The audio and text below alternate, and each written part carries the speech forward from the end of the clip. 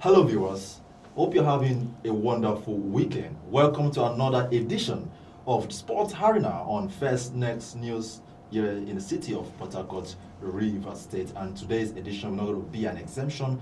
Of course, we'll be taking a dive into, of course, trending sports stories. And our major focus today is going to be on the recent match, of course, the Lesotho versus Nigeria World Cup qualifying match, where we saw the Super Eagles trash Lesotho 2-1. After that, we're going to look also into other matches that made the round yesterday, and then we'll come back home, of course, to England and other league that may get your interest. And with me today in the studio, we have Dr. Jiwo. Dr. Jiwo, it's a pleasure to have you. A pleasure to meet you too.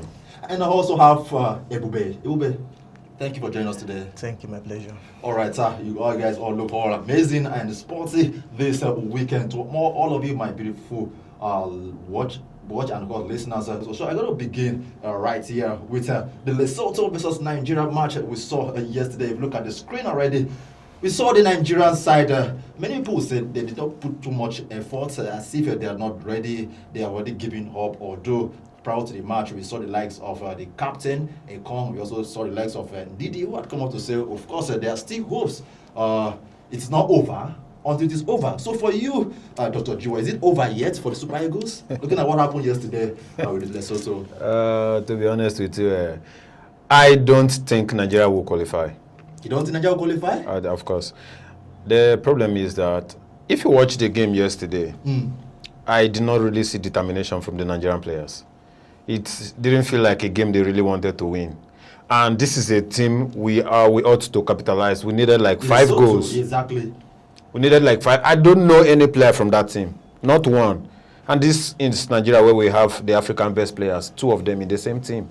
So I expected maybe not too much 4 goals or 5 goals, but 2-1 was a very disappointing performance. The first half was just crazy, and if we are going to play like that, I feel it is over for Nigeria, because I don't see Nigeria beating Benin Republic.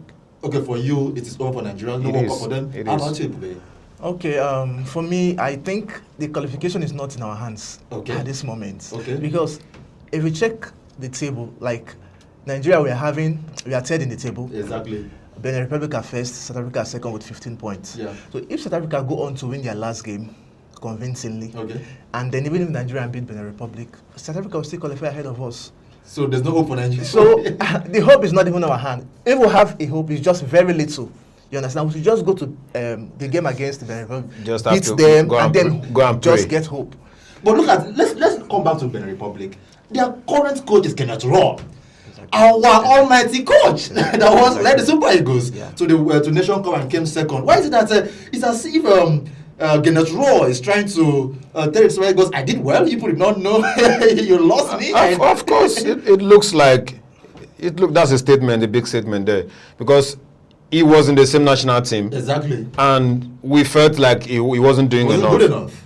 And this is the same person now. You are now looking for how to beat him before you can. And currently he's topping the table. Of course. Exactly. The thing is, when that man was the coach of the Super Eagles, if you observe very well, you know, Nigeria is a country that in every qualification we normally use our calculator. that is we calculate. But when that man was in charge, we always qualified convincingly. So he was a very good coach for the Super Eagles, and you would have left him to continue with the team, but they decided to end things with him. Now look at. He's stopping with Benin Republic. Compare the level of Benin Republic to Nigeria in terms of. So will you say Kenneth Rowe is actually doing well in Benin Republic than when he was in Nigeria? He told me he did very well. He carried the AFCON. He carried to semi-finals. To the finals. I won't say he's doing well than he did in Nigeria, because he's not in a final yet. Okay. He was in a final with Nigeria team. The problem is that I don't even know if it is from the management. Nigerian coaches and the players, everybody just feels like they don't know what they want. Right. Yeah. Exactly. Just like they don't know what they want. Because tell me that you look at this Nigerian team and the kind of players we have there. These are players that are playing for the big teams in Europe. Okay. And they are struggling with smaller teams. How can Nigeria be struggling against Lesotho? How? Just how? If you want to, okay, is that what we want to play in the World Cup? It's questionable. You know, that the game yesterday, at some point I felt that it was it was just they felt relaxed after the second goal. They were just too relaxed that we have won the match. It's just going to end like this, and then we are going to Benin Republic. Before we go on that match, we're still going to come back on that match. We're talking about the coaching angle now. Of course, Eric Chile, the current coach, and Gennett Rowe was the former coach. And look at it from Eric Chile. Do you think he has what it takes? Because it's as if he's not giving us the right results. Although yesterday, I appreciated his substitute when he removed Lukman and then Chukwueze. It's as if he's good in substituting, but he's not good in the technical aspect of the game. Substituting is part of the game if it's actually going to bring the luck for you. But then, watching the game yesterday from the first half, I just felt like we have no tactics. Okay, let's come back to that penalty there. All right. Why is it? Do you know that Ekong almost lost that penalty? Let's be frank to ourselves. Of course. He almost lost that penalty, and I didn't see confidence in him. He went to the PK box with fear. Yeah. Do you support that? If the way he played it, like the keeper watched at him and then followed the direction where he played the ball. It was just that the ball moved a little bit faster than the keeper dived. You understand? So I felt that Osimhen just decided, okay, since he's the captain of the team, let him just take it. Okay. You understand? To remove himself from the spotlight. You understand? It beats. So that was just what happened. I felt that Osimhen would have been the one to take the penalty. But Osimhen would have still lost the penalty. Don't you think so? Because that was a very dicey match, and Nigeria needed that to win. It is, for sure. It is a penalty is a 50-50 game, of course, but I would prefer my striker taking the penalty than the defender. Now look at it. It was really close. It was very close. That's really close. It was very, very close. It was very close. Very close. It was very close. So who do you think, aside from himself, to be taking penalty? Because as if we don't have a good penalty taker in Nigeria. Nigeria have players.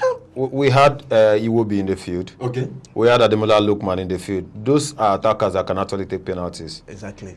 And trusting the penalty role for a defender, to me, is just something I wouldn't want to do. I know he's good, he's been trying, and as a captain, he helps to lift the team spirit, but then I'll prefer the strikers taking the penalties. You called him a captain, but do not forget the last match we had with South Africa, he caused the own goal, and I wouldn't like that to happen again. That's football, it's inevitable. Mistakes are bound to happen. All right, let's go over to other matches that took place yesterday on the World Cup qualifier. Of course, we saw South Africa drawing. We saw other team in the Group C struggling, as if Nigeria had a whole lot of luck to have the opportunity to top that table.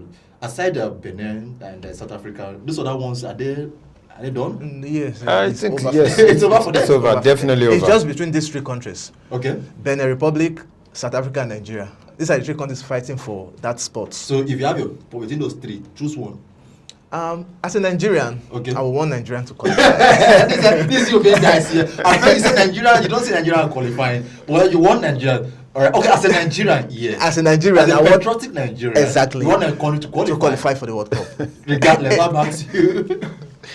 Oh, this is really crazy. Okay. Honestly, I will say, I don't know if I'm being too critical of the Nigerian national team. I've not been impressed with them for a very long time now. So I feel like if that performance yesterday is what we're going to do in the World Cup, it is better we stay. Should even go there? Yeah. Okay, before we round up on Nigerian matches, let's look at that last chance that would have cost us a draw.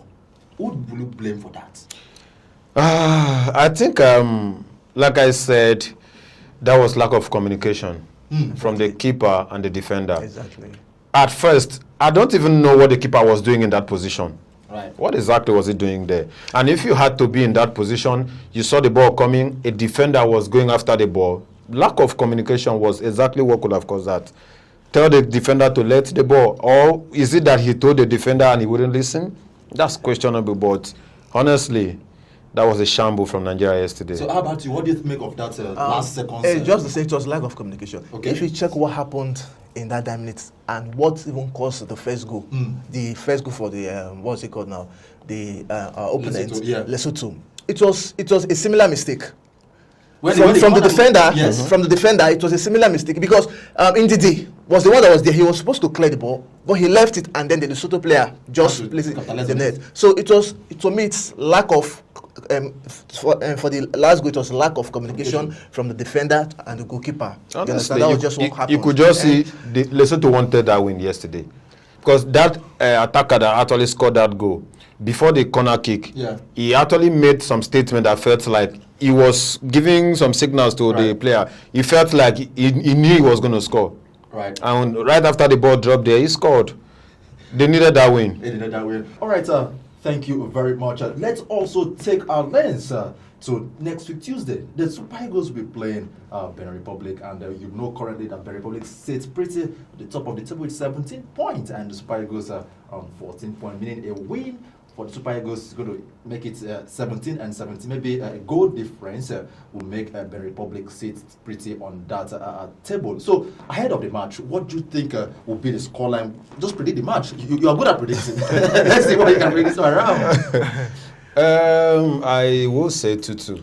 2-2? Yeah. A draw? Yes, a draw. I'm not sure Nigeria can beat. You can win, cannot draw? Yeah. How about you? I think we are going to win the game. The win game? Yeah, because the pressure from the stadium itself is going to uplift the morale of the boys. You understand? So I feel we are going to win, but it's going to be a slim win. Maybe a 1-0 win. A 1-0 win. Yeah. All right, I would love you to also put in your prediction there. Let's see what you make of the Nigeria winning Benin Republic here at the Kosolakpab International Stadium. Uyo. Of course, a win in that man, like I said earlier, is going to give the Nigerian team another hope. However, Dr. G was saying Nigeria not going to qualify, but you can prove him wrong. Of course, you can. You can prove wrong. All right, so currently on the Group C, we have Benin Republic currently sitting pretty on 17 points, South Africa 15, Nigeria 14, and Rwanda 11, Lesotho 9, Zimbabwe 5. For my guests, they say it's a no-no for Rwanda, Lesotho, and Zimbabwe, and the chances between Benin Republic, South Africa, and Nigeria. So we're going to go on a quick break, and when we're back, we'll go back to England and see what is happening. Of course, you don't want to miss out on this particular segment on the show. My name is Zach. Do not go anywhere. I'll be right back in your ears.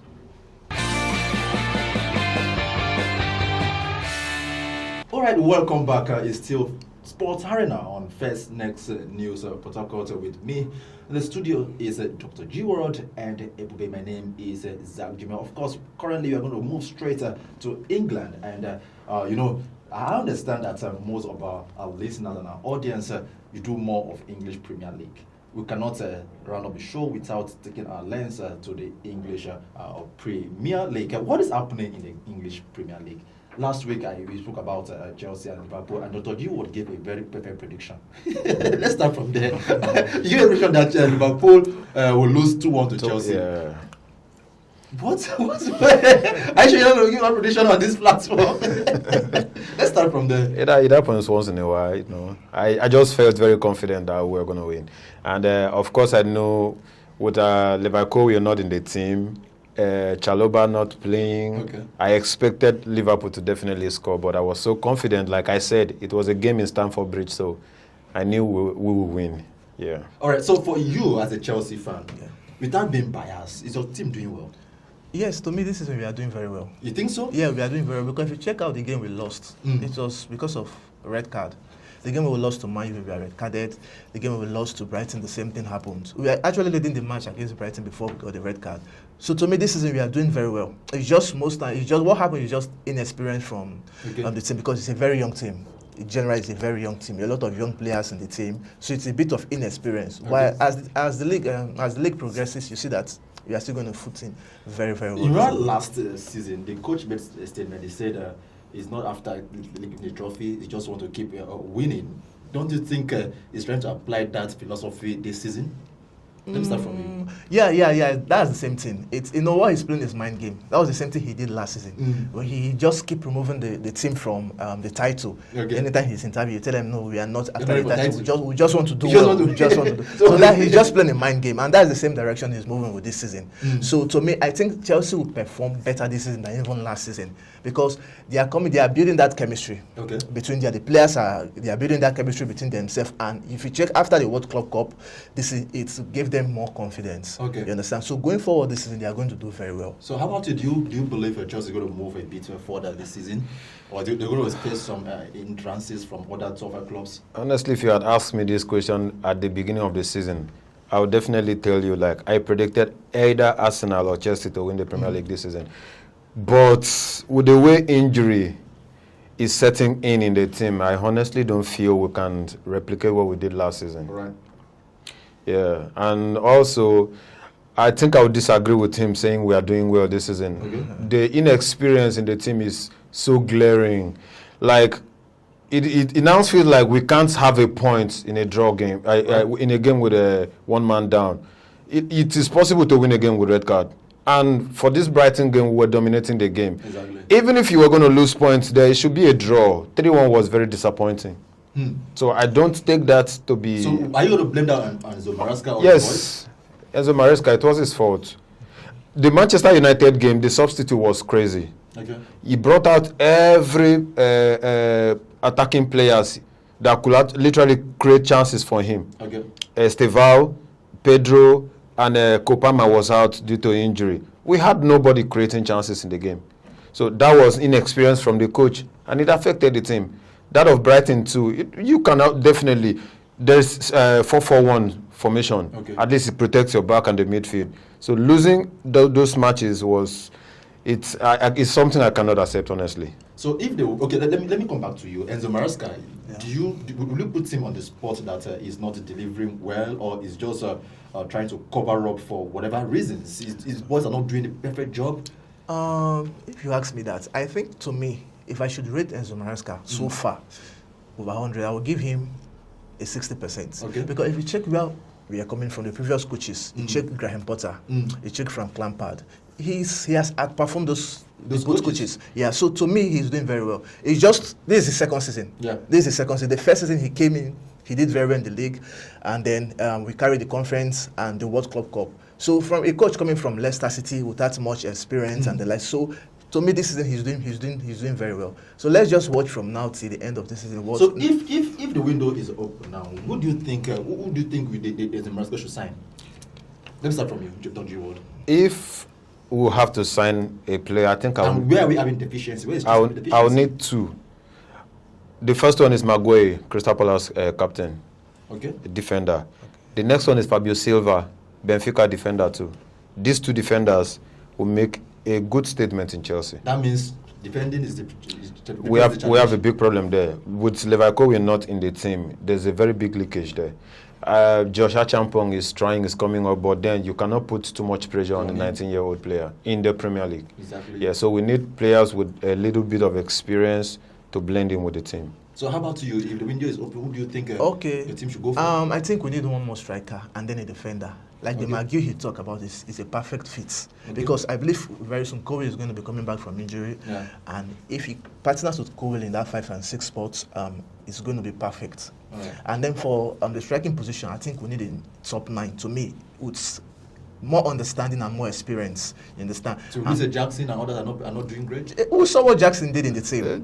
Jackson is not someone to rely on. We can't rely on a player like Jackson. So to me, we need a striker like Osimhen, with that quality of striker that would bring more ginger to the energy and everything to the team. So that is to me, because even the guy we signed from this guy we signed, that is the guy that's injured now. Delap, yes, exactly, Delap. He's not, to me, Delap can't give you 20 goals in a season. I feel Delap is more like Victor Osimhen. The difference is just the age and a little bit of experience.